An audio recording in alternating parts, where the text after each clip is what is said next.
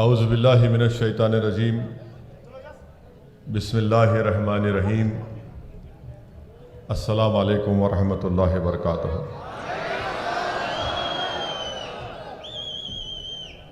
बसवा कल्याण के मजलिस इत्तेहादुल मुस्लिमीन के सदर मोहतरम जनाब सैयद अख्तर साहब, ज़िले गुलबर्गा के मजलिस इत्तेहादुल मुस्लिमीन के सदर मोहतरम जनाब अब्दुल रहीम साहब, बसवा कल्याण के असम्बली के ज़मनी इंतखाबात के मजलिस इत्तेहादुल मुस्लिमीन के उम्मीदवार मोहतरम जनाब बाबा चौधरी साहब, शहनशीन बतशरीफ़ फरमा गुलबर्गा नॉर्थ के मजलिस इत्तेहादुल मुस्लिमीन के उम्मीदवार मोहतरम जनाब इलियास बागवान साहब, अमीरुद्दीन चौधरी साहब,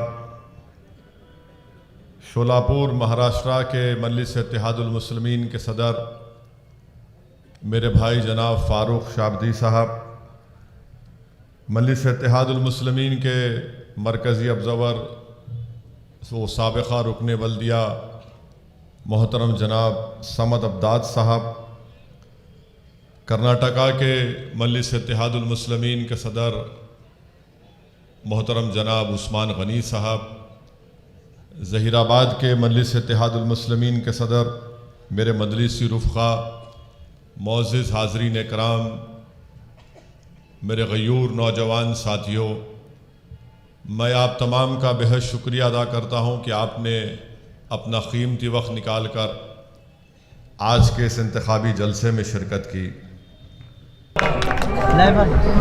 मैं हैदराबाद से आया नहीं तो तुम्हारी पार्टी से मल्लिकार्जुन खड़े हो गए,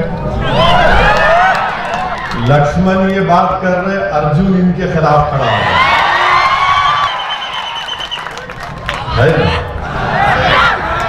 लक्ष्मण एक बात बोल रहे, अर्जुन एक बात बोल रहा है। कर्नाटका के चीफ मिनिस्टर का नाम क्या है? येदियुरप्पा। उनके खिलाफ उनका मिनिस्टर गवर्नर के पास जाके, क्या नाम है मिनिस्टर का? ईश्वरप्पा। येदियुरप्पा, ईश्वरप्पा जाकर गवर्नर को बोल रहे, इन्हों मेरे को कुछ नहीं दे रहे, इन्हों खुद अपने ऑफिस में बैठ के 650 करोड़ का सैंक्शन कर लिए। ये अज़ान हो गई।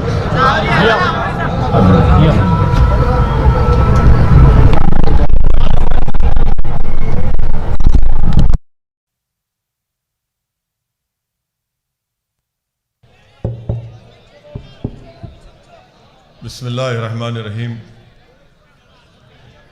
एक अज़ा के लिए हम वक्फा दिए थे, मैं अपनी बात को जारी रखूँगा। मैं आपके सामने अर्ज़ कर रहा था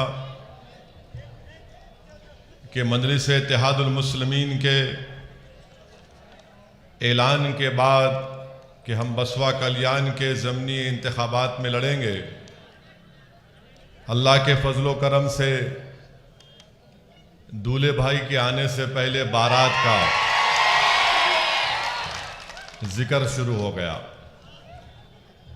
मैं बीजेपी के लोगों से पूछ रहा हूं, भाई साहब, ये ईश्वरप्पा येदियुरप्पा का झगड़ा कैसे हुआ? मेरे नाम पे हुआ या 650 करोड़ के सैंक्शन पे हुआ?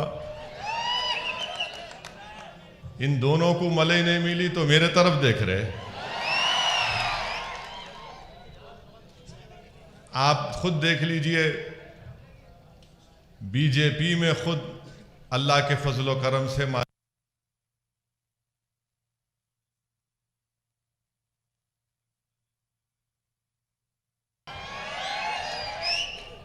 तो ये अच्छी बात है ना, ऐसा ही होना।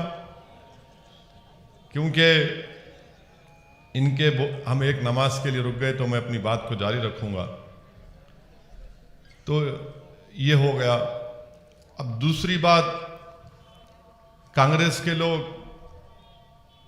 गाली दिया कि अच्छा है भाई, ऐसा है ना, इंसान क्या फितरत जैसी रहती, उन्हें वैसी जबान से बात करता, जैसा दिमाग में रहा गाली तो गाली देता उन्हें।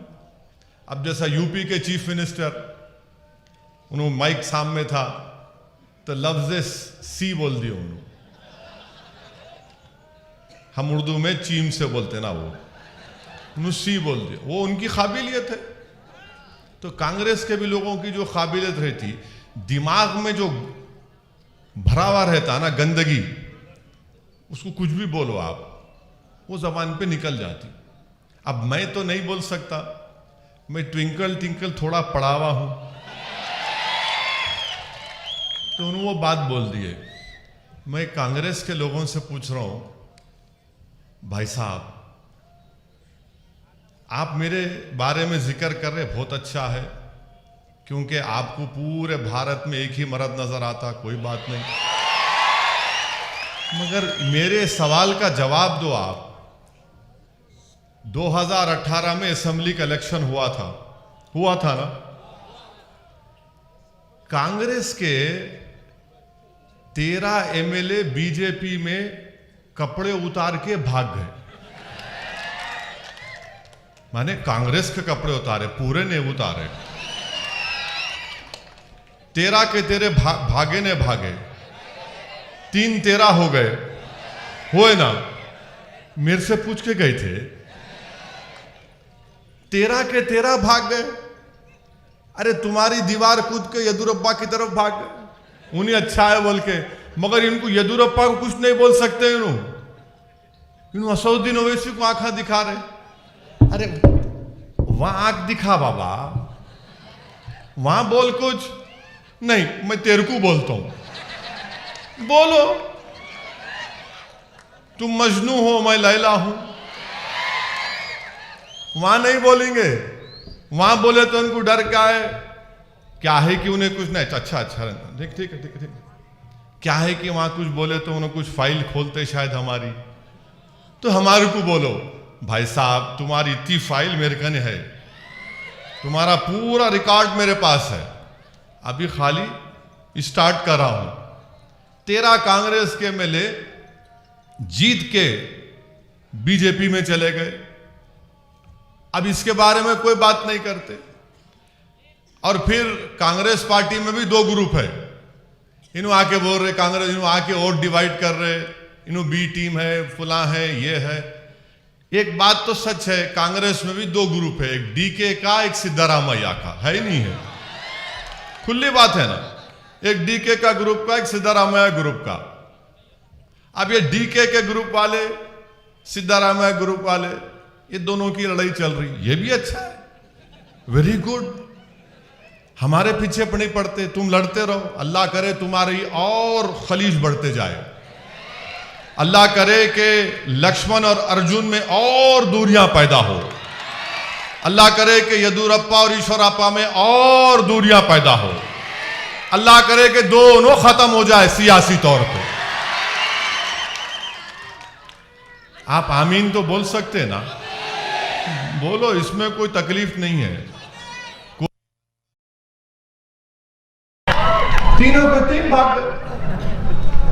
अरे तुम्हारे को चीफ मिनिस्टर तुम बने, तुम्हारे को छोड़ के भाग गए, मेरे को पूछ के गए, या मैं उनको कल्याणी बिरयानी खिलाया था, वहां जाओ,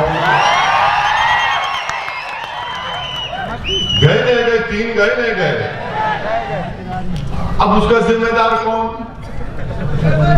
अरे हर चीज का, अरे अगर कुछ भी कल कल्याण, बसवा कल्याण में अगर मुर्गी बांग नहीं दी सुबह 4 बजे, नहीं शेरवानी गई होंगी यहां से, भैंस दूध नहीं दी, नहीं यहां से कुछ बोले होंगे, मंजलिस वाले गए होंगे, बाबा चौधरी गया होगा यहां से, यानी हद हो गई हुरूर तकब्बुर की कि हर चीज कुछ भी हो, नहीं इन्हों जिम्मेदार।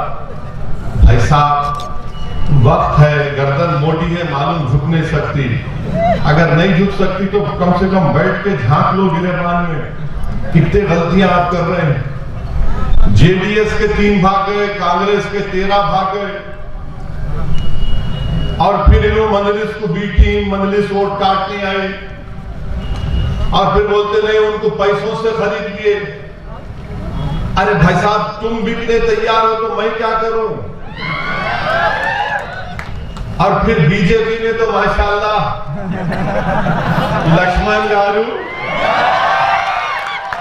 हैदराबाद से आ रहे डिवाइड कर रहे बसपा कल्याण को। सीडी देखे क्या? सीडी मालूम ना सीडी क्या है? थू देखना नहीं है, गंदगी है, आंख का गुनाह भी होता नहीं देखना, मगर सीडी है। लक्ष्मण गारू तुम देख के बोले होंगे। हाँ, अब ये सब कि हमारे पीछे असल किस्सा क्या है, तकलीफ क्या है, मैं आपको बोलता हूं। तकलीफ ये है कि मजलिस इत्तेहादुल मुस्लिमीन का इलेक्शन लड़ना इनके लिए बड़ा तकलीफ दे है। वो हरगिज ये नहीं चाहते कि बसपा कल्याण में गरीब और मजलूम अवाम की एक लीडरशिप बने। ये हरगिज बर्दाश्त नहीं कर सकते कांग्रेस, बीजेपी, जेडीएस वाले। इनको डर इस बात का हमेशा, ये मजलिस वाले जहां भी जाते लीडरशिप को बनाते, और हमारा काम भी यही है कि जमीन से लीडर बने, क्योंकि ना आसमान से कोई जमीन आने वाला है, ना कोई जमीन से निकलकर कोई लीडर आने वाला। लीडर आपके दरमियान में ही कोई बनेगा, और वो बनेगा इंशाअल्लाह ताला। बसपा कल्याण में आपकी क़यादत बनेगी इंशाअल्लाह ताला, और वो आपको बनाना है।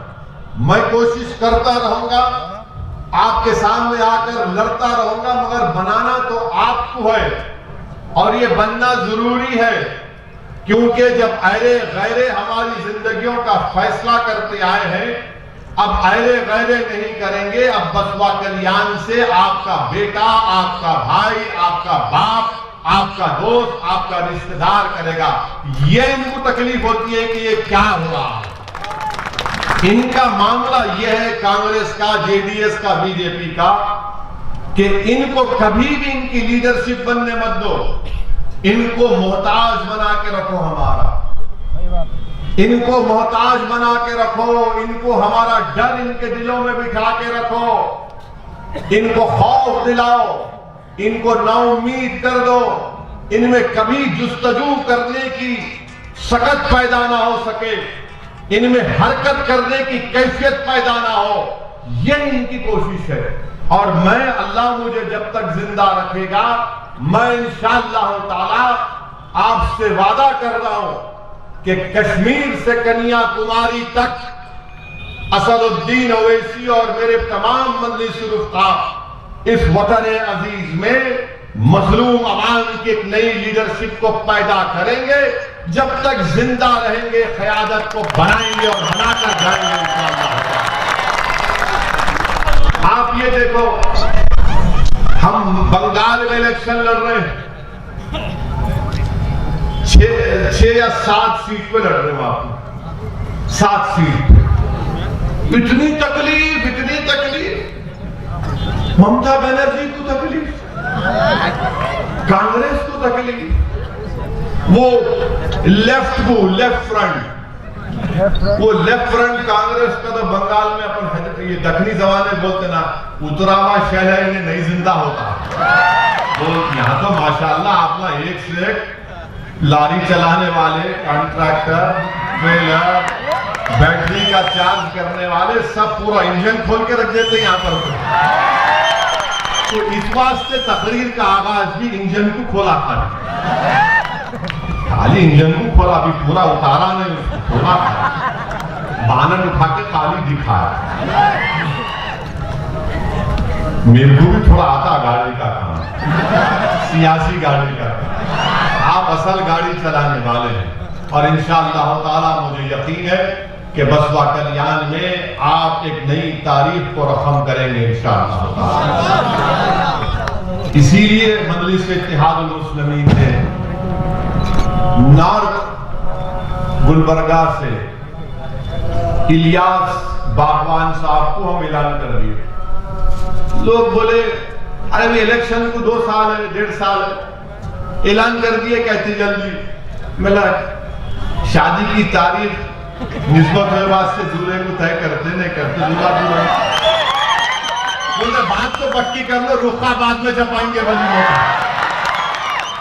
तो हम भी इलियास बागवान से साहब को अपना कैंडिडेट डिक्लेयर कर दिए। और हमने ये इसलिए किया कि बहुत से लोगों में ये गलत फहमी है कि 5 साल पहले मजलिस इत्तेहादुल मुस्लिमीन जब इलेक्शन नहीं लड़ी तो लोग ये बोल रहे हैं नहीं नहीं अब के बार भी मजलिस वाले नहीं लड़ते इलेक्शन, 5 साल पहले भी नहीं लड़े थे। तो मैं आपको बताने आया हूं कि आने वाले ये इलेक्शन में तो हमारे कैंडिडेट हैं, बाबा चौधरी हैं। असेंबली के इलेक्शन जब आएंगे इंशाअल्लाह ताला हम ना सिर्फ गुलबर्गा बल्कि बिदर, हुमनाबाद, बीजापुर, वो जगह है कर्नाटका में हम कैंडिडेट खड़ा करेंगे। हम बात कर रहे हमारे गुलबर्गा के सदर का नाम अब्दुल रहीम है, उनको और एक नाम है उनका नहीं मालूम शायद, क्या नाम है? मिर्ची से। तो मिर्ची को लगा दिया उनके पीछे।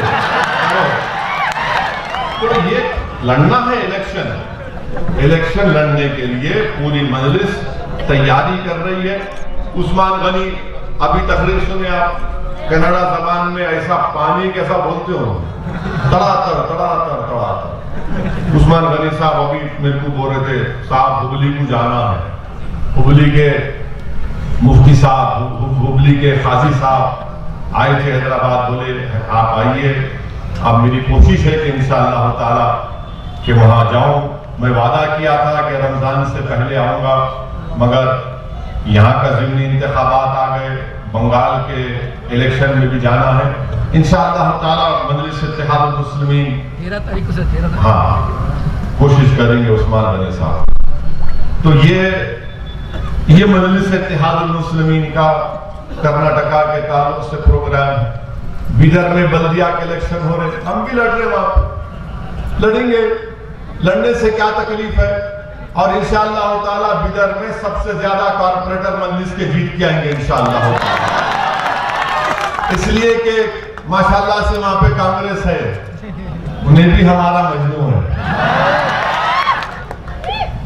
एक मासूम औरत को ले जाकर सेडेशन का चार्ज लगा के जेल में डाल दिए।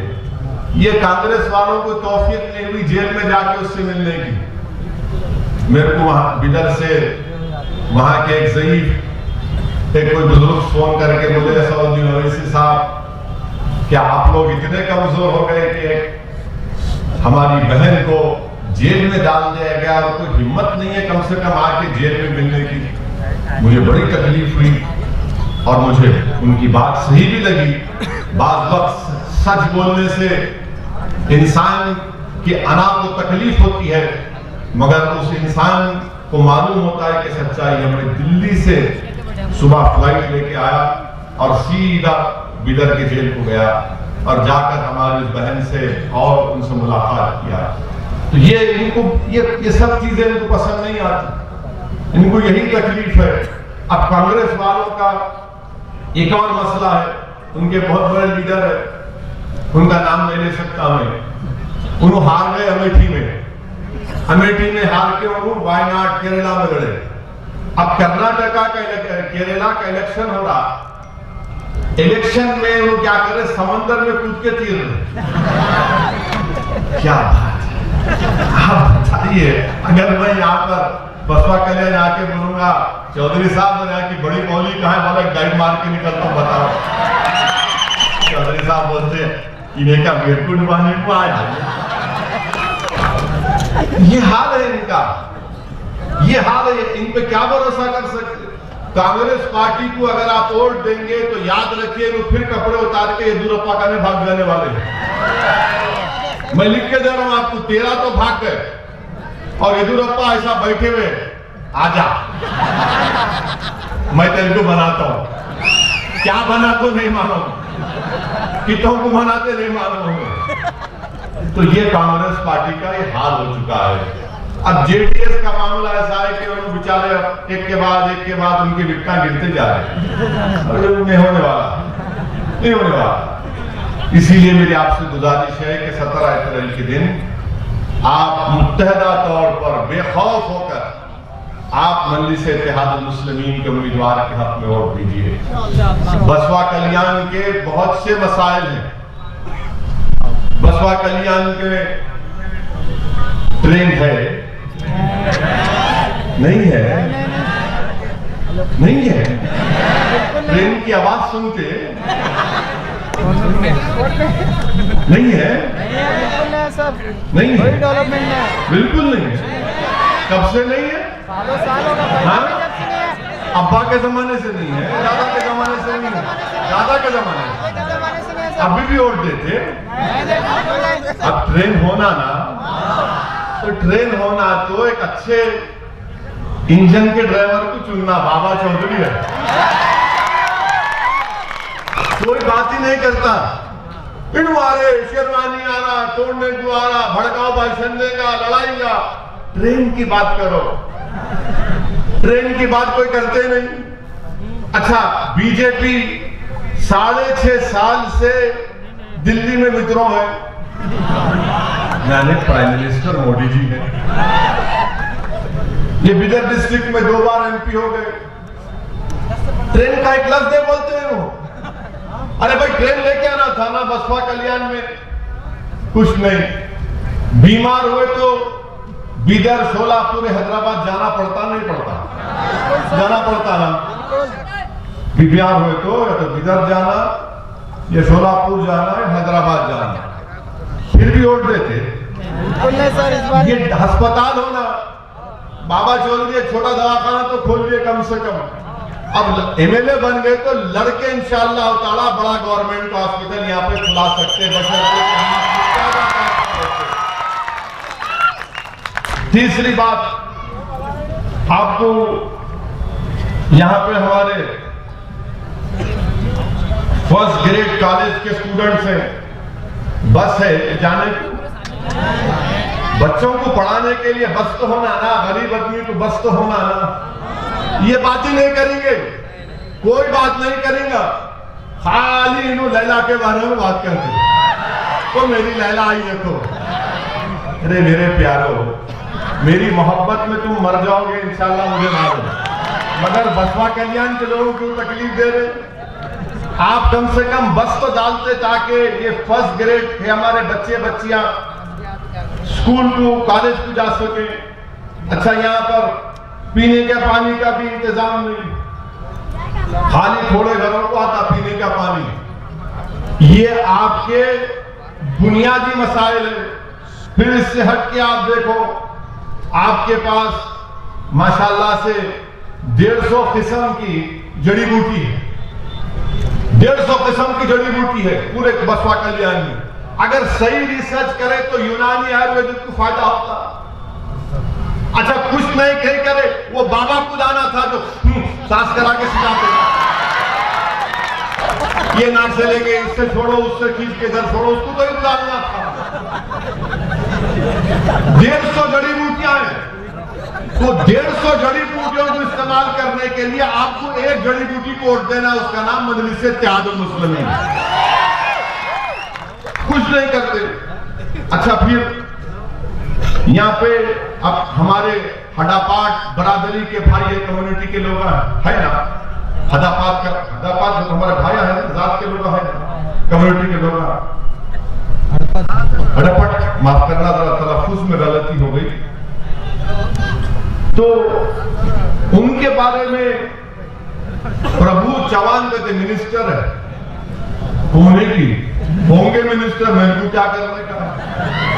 प्रभु चौहान साहब ये बोले, अगर कोई हड़पट बिरादरी का कोई जीत गया तो क्या उन्हें असेंबली में जाके किसी का शेव करेंगे, दाढ़ी बनाएंगे? ये बोले नहीं बोले? बोले। ये भड़काऊ भाषण नहीं है। बिल्कुल बोले सर।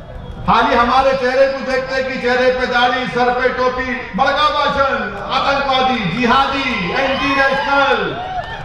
इन्हों बोले सो इनके मुंह से फूल गिर रहे, मोतिया गिर रहे, मोगरा गिर रहा। मैं हमारे हड़प्पन बरादरी के लोगों से अपील कर रहा हूं कि आप मुत्तहदा तौर पर 17 अप्रैल के दिन बाबा चौधरी के हक में अपने वोट का इस्तेमाल करिए। हम आपसे वादा कर रहे हैं कि इंशाअल्लाह ताला हम पूरा आपके साथ कंधे से कंधा मिलाकर आपकी मसाइल के लिए, आपके इंसाफ के लिए लड़ेंगे इंशाअल्लाह ताला। फिर हमारे मराठा बरादरी के लोग भी इस असेंबली हल्के में बसपा कल्याण में रहते हैं। बरसों से हमारे मराठा भाई बोल रहे हैं कि हमको रिजर्वेशन दो, मगर येदुरप्पा ईश्वरप्पा खाली मलई पे लड़ रहे। 650 करोड़ मेरे को कर दिया है, मेरा काम पहचान लिया। वो लड़ते थे घर में, जब आया एक भाई लेकर कुछ भाग जाता तो दूसरा भाई जाके रोता, अम्मी क्या मामला, मेरा खिलौना लेके भाग गया। इनका हाल यही है। हमारे मराठा भाइयों को रिजर्वेशन दीजिए, हक बनता उनका। वो सोशली, एजुकेशनली यहां पर बैकवर्ड है, उनको मिलना चाहिए। इसके ऊपर कोई बात नहीं करते आप। और फिर जो कांग्रेस की तरफ से ये वादा किया गया था कि टीपू सुल्तान के नाम से एक सर्कल बनाया जाएगा बसपा कल्याण में, बंगला में, वो भी भूल गए। आप क्यों नहीं बनाते भाई? हम आपसे वादा कर रहे थे इंशाअल्लाह ताला आप बसपा कल्याण से, आप यहां से हमारे कैंडिडेट को कामयाब करिए। हम ना सिर्फ टीपू सुल्तान सर्कल के नाम से चीज बनाएंगे, बल्कि झांसी की रानी का भी नाम रखेंगे इंशाअल्लाह। ये भी नहीं करते। अच्छा, ऊपर से लक्ष्मण बोल दिए। मैं आ रहा हूं और यहां पर डिवाइड करने की बात करूंगा। मैं लक्ष्मण साहब की पार्टी से पूछना चाह रहा हूं, आपने पूरे कर्नाटका में कैटिल बैन क्यों लगाया? आपने भैंस के काटने पर भी पाबंदी क्यों लगाई? आप कौन होते? मैं घर में क्या खाता हूं, क्या पहनता हूं? आपको कोई अख्तियार नहीं है कि आप मेरे घर में झांके या मुझसे कहे कि आप ये खाओ, ये मत खाओ, ये कपड़े पहनो, ये बोलो, ये मत बोलो। इसलिए कि सुप्रीम कोर्ट का जजमेंट है राइट टू प्राइवेसी का, और सुप्रीम कोर्ट ने कह दिया कि प्राइवेसी भारत के शहरियों के लिए उनका एक बुनियादी हक है। और प्राइवेसी का मतलब यह है कि मैं कुछ भी कर सकता हूं, बशर्ते कि मैं कानून ना तोड़ूं। मैं अपने घर में कुछ भी कर लूंगा। आप कौन होते? और इनके इस फैसले से पूरे कर्नाटका में 50 लाख लोग बेरोजगार हो चुके हैं। 50 लाख लोग, जिसमें हमारे कुरैश बरादरी की एक बहुत बड़ी तादाद है। वो तो उनका ऑक्यूपेशन है। सब बरसों से 100 साल 200 साल से वही काम कर रहे हैं। आप पूरा उनको रोड पे ला दिए, पूरा का पूरा उनको बर्बाद कर दिए। और फिर इसका सबसे बड़ा नुकसान किसान को हो रहा है। वो किसान जो जानवर खरीदता है और एक वक्त के बाद वो जानवर उसको बेचना पड़ता नया जानवर खरीदने के लिए, आप वो जानवर भी नहीं खरीदते किसान से। आप कुरैश बिरादरी को बर्बाद कर दिए। अब बताइए फिर गरीब कहां जाएगा, क्या खाएगा? और बीफ का जो गोश्त होता है, मैं किसी को दिलाजारी के लिए नहीं कह रहा हूं, मेरा हरगिज मतलब ये नहीं। बीफ का जो गोश्त होता है वही तो गरीब खा सकता है ना। अगर आप बोलेंगे नहीं तू दाल खा, अरे भाई दाल महंगी है। भारत का जो गरीब है, चाहे वो मुसलमान हो, दलित हो, आदिवासी हो, हमारे हिंदू भाइयों भी गरीब है, वो क्या खाएंगे फिर? और मैं नहीं कह रहा हूं बीजेपी के लोग मेरे सवाल का जवाब दो कि कर्नाटका में national family health survey 4th round हुआ, जिसमें खुद कर्नाटका की सरकार यह कह रही है कि 39% दलित और आदिवासियों के बच्चे स्टंटेड होते हैं, यानी जो उम्र में उनका वजन होना उतना वजन नहीं होता। क्या खाएंगे फिर ये दलित आदिवासियों के बच्चे? ये आप कह रहे हैं। फिर आप कर्नाटका की हुकूमत सरकार कहती है कि 40% बच्चे अंडर नरिश, यानी खाने को नहीं मिलता उनको, ये दलित आदिवासियों के। और 56% बच्चे एनीमिक है, खून नहीं है। क्या खाएंगे उन्हें? दाल खरीदेगा उन्हें? आप बताइए कितना बड़ा जुल्म कर्नाटका में बीजेपी की हुकूमत कर रही है। मकसद क्या है कि हिंदुत्व की आइडियोलॉजी को प्रमोट किया जाए, उनके आइडियोलॉजी को पूरे कर्नाटका पर मुसल्लत कर दिया जाए, और उसका नतीजा यह हो रहा है कि गरीब भूखा मर रहा है। 50 लाख लोग बेरोजगार हो चुके हैं इनके गलत फैसले की वजह से। इसीलिए आपको मैं अपील कर रहा हूं कि हिंदुत्व की इस आइडियोलॉजी को जो बीजेपी दिल्ली से बैठकर या बेंगलुरु से बैठकर पूरे कर्नाटका में उसको मुसल्लत कर रही है, उस हिंदुत्व की आइडियोलॉजी को शिकस्त देने के लिए मैं उन तमाम बसवा कल्याण के लोगों से अपील कर रहा हूं जो भारत के प्लुरलिज्म को, भाईचारा को, भारत की मोहब्बत को जानते हैं। वो मुत्तहिदा तौर पर 17 तारीख के दिन मजलिस के हक में अपने वोट का इस्तेमाल करें, ताकि बीजेपी को एक पैगाम पहुंच सके कि तुम्हारे इस गलत फैसले से लोग बेरोजगार भी हो रहे हैं और गरीब के घर में लोग भूखे सो रहे हैं। और ये मैं इसलिए कह रहा हूं कि आज से 8-9 महीने पहले जब लॉकडाउन हुआ था, आज एक बहुत बड़ी रिसर्च पीईडब्ल्यू की रिपोर्ट आई कि मुल्क में 7.5 करोड़ लोग एब्जेक्ट माने गुर्बत, गरीबी के सतह से नीचे जा चुके हैं। 7.5 करोड़ लोग। जब लॉकडाउन लगा, ये पूरे ट्रांसपोर्ट का कारोबार करने वाले भूखे मर गए। ना ड्राइवर है चलता, ना गाड़ी चलती, ना मैकेनिक, कुछ नहीं। ना मरकजी हुकूमत, ना रियासत हुकूमत मदद के लिए आई। आज पैसा नहीं है लोगों के पास, मगर बीजेपी क्या बोल रही? लव जिहाद। अरे कैसे दीवाने हैं ये लोग कि बेंगलुरु में एक हमारी हिंदू बेटी और एक मुसलमान हमारा बेटा बेंगलुरु से बस में बैठ के जा रहे, तो गाड़ी से उतार कर उन दोनों बच्चों को बजरंग दल के लोग 4 लोग खूब मारे पीटे और चाकू लेके उस मुस्लिम बच्चे के पेट में 6 मरतबा मारे। क्यों तुम इसके साथ मारे? अरे मेरे भाई, वो बालिग है, वो बालिग है, छोटे पापा नहीं है वो लोग। आप कौन होते हैं उनको रोक के पूछने वाले? आपको इख्तियार किसने दिया? किसने आपको इतनी हिम्मत दी कि आप सरेआम बस को रोक कर, बस से उतार कर बच्चे को पीटते हैं कि तू इसको लेके जा रहा हो? बच्ची बोल रही है, अरे भाई मैं उसको, मेरे साथ जा रहे, कुछ भी नहीं है, नहीं तू ये कर रहा, और चाकू मार दी। ये मैं नहीं कह रहा हूं, बेंगलुरु के पुलिस कमिश्नर ने कहा कि बजरंग दल के लोग थे। अब इस पे बोलो लक्ष्मण, नहीं बोलेंगे लक्ष्मण, तुम सन्नाटा तारी हो जाता।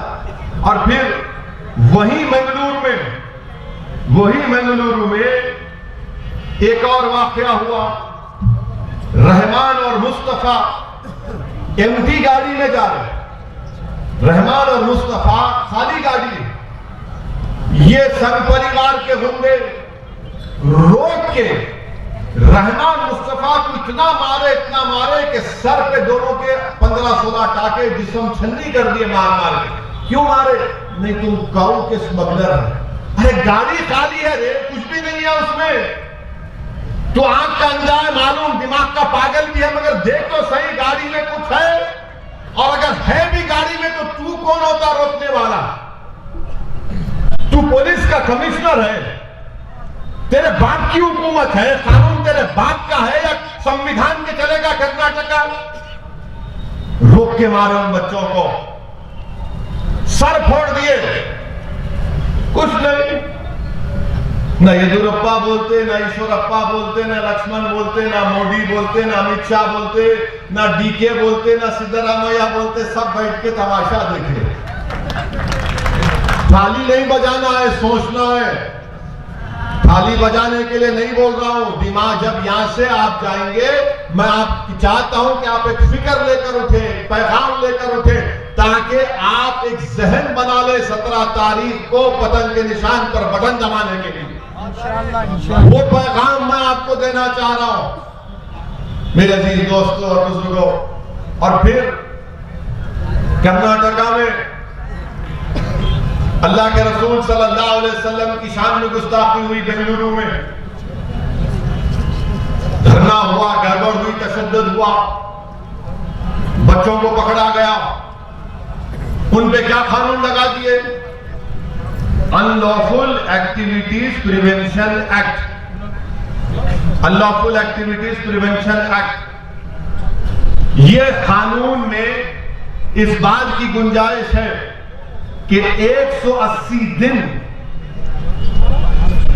तक आप एक शख्स को या जो भी पकड़ेंगे उनको जेल में रख सकते हैं, डिटेंशन में। कितने दिन? 180 दिन। 180 दिन में तो कितने हो गए प्यारे? कितने महीने हो गए? कितने? 6 महीने 180 डेज रख सकते हैं। यह कानून कौन बनाए मालूम आपको? कौन बना कानून मालूम आपको? कांग्रेस पार्टी। कांग्रेस पार्टी बनाई, 2008 में चिदम्बरम तरमीम करे। मैं दिल्ली में यूपीए हुकूमत की तायीद कर रहा था, मैं पार्लियामेंट में मुखालिफत किया, उसके खिलाफ वोट दिया। आप जाके देखो, यूट्यूब पे तकरीर है। बाद में 2019 जुलाई में अमित शाह ने इस कानून को और गंदा कर दिया, बिल्कुल, और तरमीमात लेकर आए। उस तरमीमात में क्या था कि दिल्ली में एनआईए का कोई इंस्पेक्टर बैठ के बोल सकता कि बसवा कल्याण का फला शख्स टेररिस्ट है, बगैर कोर्ट उसको सजा दिए। कोर्ट किसी को सजा दिए तो बोल सकते हो भाई कोर्ट सजा दी, मुजरिम है। कुछ नहीं, दिल्ली में एनआईए का इंस्पेक्टर बैठ के एक बोल देगा फरमान कि फुला जैद बकर टेररिस्ट है बसवा कल्याण का। और अच्छा, दूसरा क्या किया कानून में? अगर कोई मैं CAA के खिलाफ एहतजाज करूंगा या 370 निकाले उसके खिलाफ एहतजाज करूंगा तो लगा दो इनके ऊपर।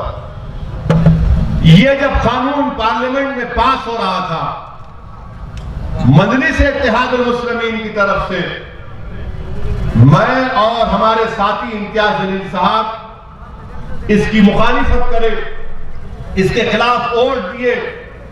और मैंने अपनी पार्लियामेंट की तकरीर में पूरे कांग्रेस के बैठे थे 55 MP शायद उनकी, मैंने कहा कि ये तुम लोगों की गलती है, तुमने ये कानून बना और आज तुम यहां पर मोदी अमित शाह की तारीफ कर रहे हो। मैंने पार्लियामेंट में कहा कि अल्लाह ने चाहा तो इंशाअल्लाह ताला तुम्हारे बड़े बड़े लीडर 1-1 साल, 2-2 साल, 4-4 साल जेल में जब सड़ के आएंगे, तुमको गरीबों की तकलीफ मालूम होगी। तो पूरे कांग्रेस वाले खड़े हो गए, तो ऐसा बोले हमारे को, क्यों बोले हमको? बोला क्यों, तुम क्या दूध के झूले रहे? तुमको नहीं बोल सकते। वही कानून पार्लियामेंट में कांग्रेस अमित शाह की तायीद करी।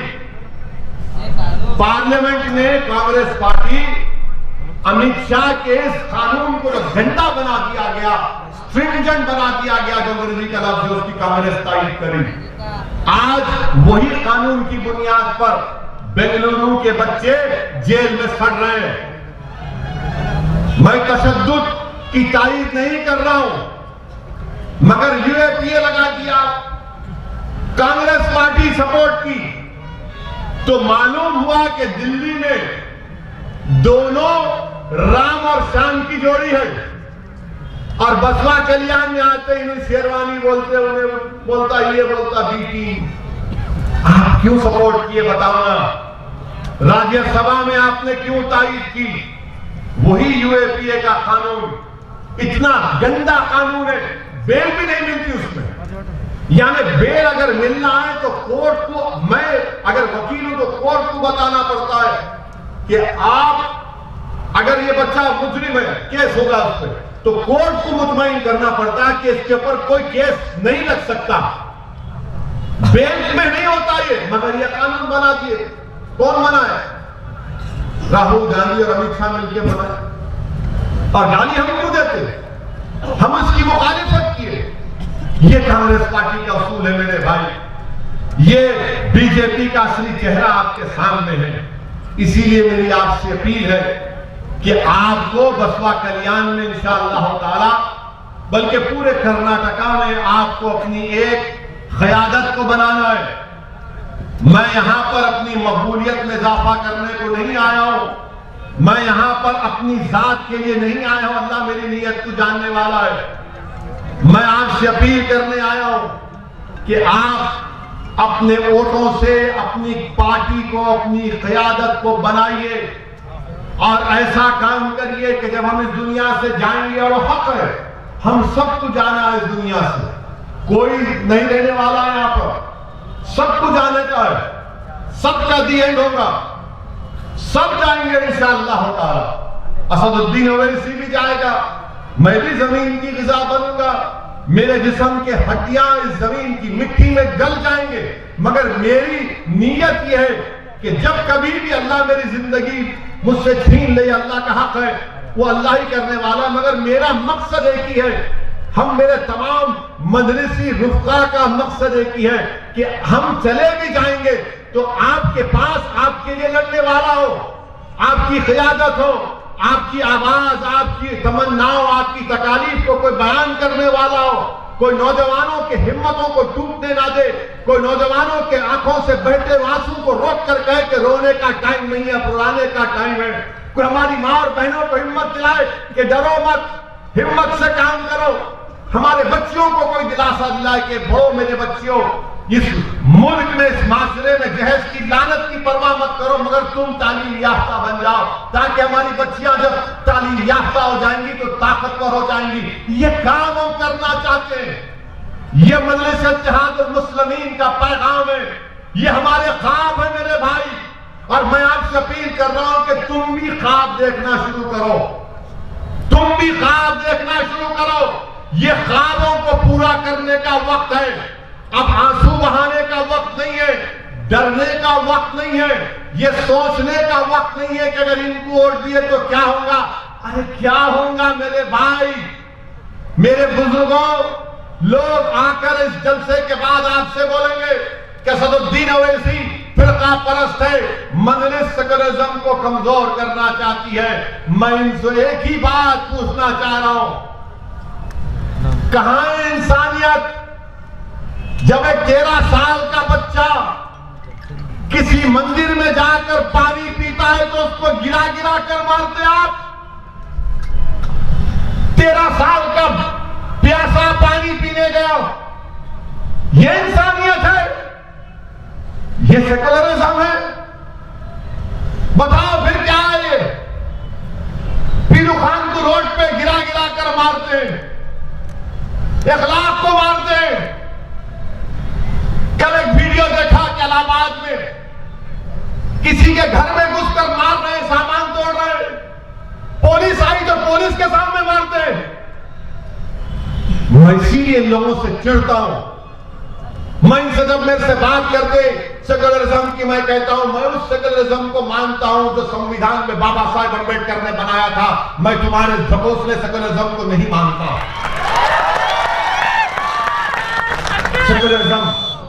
सेकुलरिज्म के नाम पे आके डराएंगे, डरा के वोट हासिल करेंगे,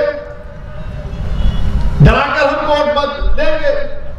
नहीं नहीं, अगर आप नहीं दिए तो उन्होंने आ जाते। अरे तुमको दिए थे ना, तुम्हारे 13 भाग गए उसके पास। तुमको ही दिए थे ना। तुम्हारे 13 के 13 भाग गए मोदी के पास चाय पीने। हम तो बोल रहे थे मत भागो, तुमको कल्याणी बिरयानी खिलाएंगे, मगर तुम चाय के ऊपर भाग गए। क्या बोल सकते। इसीलिए मेरे अजीज दोस्तों और बुजुर्गों, मेरी आपसे नमन गुजारिश है कि हमको अपने सिलेक्शन में जमहूरी तरीके से, अददी तरीके से, मुत्तहिदा तौर पर हमको अपने सियासी शऊर को बताना। और याद रखिए, ये पहला इलेक्शन हम लड़ रहे हैं, ये आखिरी नहीं होगा। हम हर बार इलेक्शन लड़ते रहेंगे इंशाअल्लाह ताला। अल्लाह जीत हमको कामयाबी देगा। अल्लाह के बारगाह में सजदा करेंगे, अल्लाह कुछ और नतीजा देगा, तब भी हम कहेंगे अल्हम्दुलिल्लाह अल्हम्दुलिल्लाह। मगर हम लड़ते रहेंगे, हम लड़ते रहेंगे, पीछे नहीं हटने वाले हैं। दुनिया में तुम कितनी बातें बोल सकते, बोल लो मेरे बारे में। तुम बी टीम बोलो, ए टीम बोलो, ये पैसों के नाम पे खुदा क्या क्या बोल सकते बोल लो, मगर मैं जानता हूं कि मैं तुम्हारे इल्जामात से पीछे हटने वाला नहीं हूं। मगर जब तुम मुझे बोलोगे, एक बात याद रखो, तुम्हारा एक एक जुमला मुझे अपने हौसलों को बुलंद करता है। तुम्हारी एक एक गाली मेरे अज़म को बुलंद करता है। तुम्हारे एक एक झूठ मुझे सच्चाई के रास्ते पर चलाती है। तुम्हारी एक एक बकवास मेरे पास कोई माने नहीं रखता, क्योंकि मैं इन लोगों को जवाब दे नहीं हूं, ना आप जवाब दें, हम अपने अल्लाह को जवाब दें। हम अल्लाह को जवाब दें। अल्लाह देख रहा है, अल्लाह दिलों का हाल जानने वाला है, अल्लाह इज्जत देने वाला है, अल्लाह जिल्लत देने वाला है। मैं मखलूक के लिए काम नहीं कर रहे हम लोग, मजलिस के लोग। हम खालिक को खुश करने के लिए काम कर रहे हैं। हम खालिक को खुश करने के लिए काम कर रहे हैं। हम मखलूक या फिर इख्तिदार की कुर्सियों पर बैठने वाले लोगों से डर कर काम नहीं कर रहे हैं। वजीर आजम मोदी हैं, चीफ मिनिस्टर येदियुरप्पा हैं, साबिका चीफ मिनिस्टर सिद्धारामैया है, साबिका चीफ मिनिस्टर कुमारस्वामी है तो किसको क्या करना है? वो गया जमाना, वो गया जमाना। वो उन्नुवातापन भी है कुछ ना, मुझ में फर्क है। अगर मोदी है तो मुझे भी उतना हासिल है भारत में। अगर सिद्धारामैया है तो मुझे भी उतना हासिल है। येदियुरप्पा है तो मैं भी बराबर हूं येदियुरप्पा के, ना वो बड़ा है ना मैं छोटा हूं। ये मिजाज हमको पैदा करना पड़ेगा। ये नहीं पैदा होने देते लोग, तो बोलते नहीं, इन्हें आकर ये तमाम जहर फैला देता। अरे जहर मैं नहीं फैलाया हूं, तुमने तो हमारी बर्बादी के लिए एक जहर का झाड़ बना के रख दिया। तुमने जहर का झाड़ बना दिया और तुम हमको जहर दे रहे हो। तुम हमको जहर दे देकर कमजोर करती हो। बताओ कितने बच्चे स्कूल में पढ़ते, कितने स्कूल है, कितने अस्पताल है, कितने बेरोजगार हैं, कितने गरीब हैं, कितने जेलों में हैं। कौन है इसका जिम्मेदार? कोई आपके पूछने वाला नहीं है। ये सिर्फ आपकी रियासत नहीं, हर जगह इसी। इसीलिए मैं आपसे अपील कर रहा हूं कि हमारी लड़ाई किसी एक मुसलमान हिंदू के लड़ाने की लड़ाई नहीं है। ये गरीब मजलूम अवाम के इंसाफ की लड़ाई है, ये दलितों के हुकूक की लड़ाई है, ये हमारे आदिवासी भाइयों के उन पे जुल्म जो रहा उसको रोकने की लड़ाई है। और मेरे अजीज दोस्तों और बुजुर्गों, हमारे वतन अजीज में अजीब माहौल। जब लॉकडाउन नहीं करना, हमारे वजीर आजम 8 बजे आ गए। 8 बजे आ गए थे। कब आए थे? मार्च में। याद है? पिछले साल मार्च में बोले मैं 8 बजे आ रहा हूं। मेरे को बीजेपी के लोग बोले क्या दिखता आपको? मेरा बाबू 2000 तो गए तो नहीं हो जाते। 8 बजे आए, आके बोले भाइयों बहनों 12 बजे से लॉकडाउन। आप अंदाजा लगाइए कि कैसे वजीर आजम है। 137 करोड़ का देश, अब 4 घंटे में बोल रहे सब बंद। हमारा बसवा कल्याण का बच्चा महाराष्ट्र में गाड़ी चला तो कहीं तमिलनाडु में चला, कोई नहीं चलना, क्योंकि बादशाह सलामत के दिमाग में आ गई बात। मैं इस करवट पे उठा, दिमाग में आ क्या नंबर लगाओ, 8 लगा। सिंगापुर जो है हैदराबाद से थोड़ा बड़ा, उन्होंने वहां पे लॉकडाउन के लिए मेरे ख्याल से 2 हफ्ते से ज्यादा का वक्त दिए। बोले हम इतने दिन के बाद बंद कर रहे, तैयारी कर लो। हमारे वजीर आजम दिल्ली के बादशाह बोले 4 घंटे में बंद। अच्छा वो हो गया। फिर याद है ना आपको कोरोना कैसा कम होता? ताली बजाओ,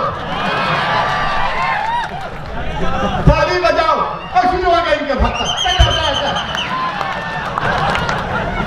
अरे बीमारी का आवाज से भागती, ताली बजाओ, पूरे शुरू हो गए। मोदी जी बोले क्या बैंक कंपनी है? अरे मेरा कैसा कम होता रे? नहीं बोल दी ना हूं। फिर उन्होंने बोला दिया जलाओ, पूरे दिया। अरे बीमारी का इलाज ऐसा नहीं होता, मगर कुछ नहीं करे, सब कुछ अब तो भाग गया। उन्हें नहीं भागा, उन्हें आज भी है, उन्हें आज भी कोरोना है। 1.5 लाख से ज्यादा लोगों की मौत हमारे मुल्क में कोरोना से हो गई। 7.5 करोड़ लोग बिलो पॉवर्टी लाइन से नीचे चले गए।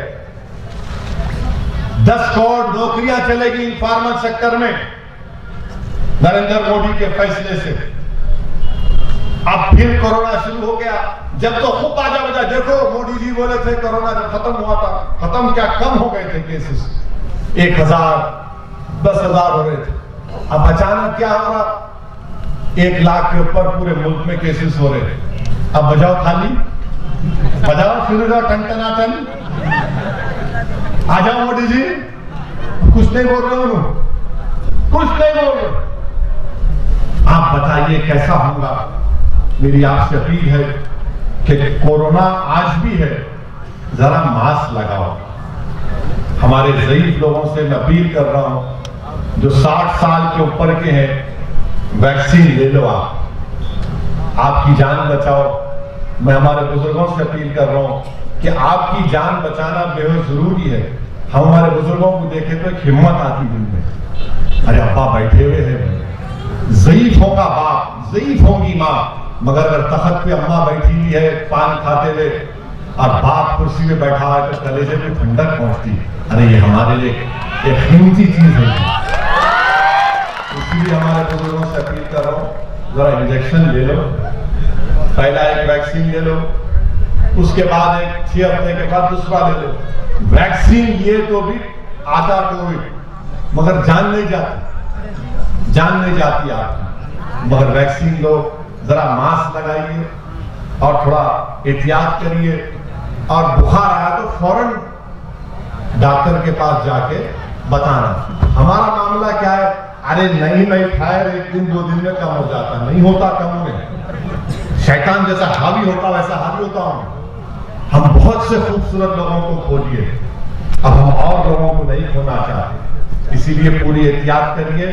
हम येदियुरप्पा जी से अपील कर रहे हैं, जरा लगाओ ना इंजेक्शन, ईश्वरप्पा को भी लगाओ, पब्लिक को भी लगाओ। हे लक्ष्मण लगाओ ना जी। देखो लक्ष्मण में कितनी अच्छी बात करके गया, फिर 12 को आ रहा हूं। तो कोविड से आपसे अपील है कि मुकाबला करना है, हिम्मत मत हारिए और डरने और घबराने की जरूरत नहीं है। मैं आपसे माजरत चाहता हूं, मुझे कल सुबह 6 बजे बंगाल को जाने का है, वहां पे ममता बनर्जी इंतजार कर रही है, वहां पे कांग्रेस, लेफ्ट फ्रंट, बीजेपी सब इंतजार कर रहे हैं कब आएगी शेरवान। आप दुआ फरमाइए, अल्लाह हमारे हौसलों को बुलंद रखे और इंशाअल्लाह ताला हम सब मिलकर मेहनत करेंगे नतीजा अच्छा निकलेगा। आपसे अपील है कि आप हमारे कैंडिडेट को कामयाब करिए। अस्सलाम वालेकुम व रहमतुल्लाहि व बरकातहू।